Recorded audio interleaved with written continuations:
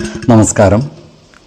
വേദാംഗ ജ്യോതിഷത്തിലെ അമൂല്യമായ അറിവുകളും ആധ്യാത്മിക ജ്ഞാന ഉപദേശങ്ങളും പകർന്നു തരുന്ന പ്രശാന്തം ആസ്ട്രോ ചാനലിലേക്ക് ഏവർക്കും സ്വാഗതം. ഈ ചാനൽ ഇതുവരെയും സബ്സ്ക്രൈബ് ചെയ്യാത്തവർ ഇപ്പോൾ തന്നെ സബ്സ്ക്രൈബ് ചെയ്യുക.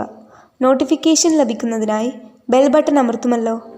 ഒപ്പം ചാനൽ ലൈക്ക് ചെയ്യുക, ഷെയർ ചെയ്യുക, കമൻറ്റ് ചെയ്യുക. കൊല്ലവർഷം 1199 എടവ സംക്രമം ആയില്യം നക്ഷത്രത്തിലാണ്.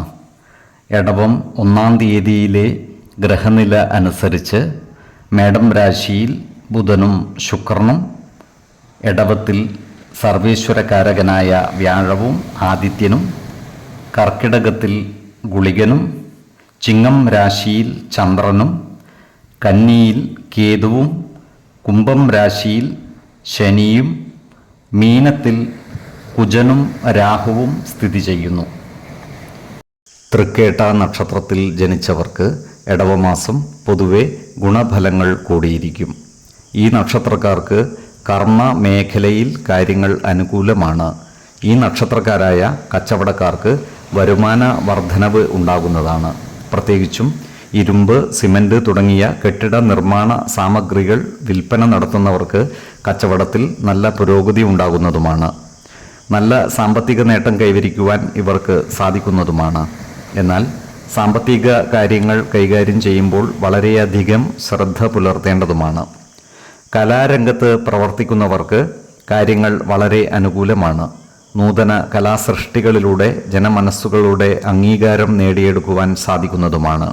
അതുപോലെ കായിക രംഗത്ത് പ്രവർത്തിക്കുന്ന ഈ നക്ഷത്രക്കാർക്കും മികച്ച നേട്ടങ്ങൾ കൈവരിക്കുവാൻ സാധിക്കുന്നതാണ്.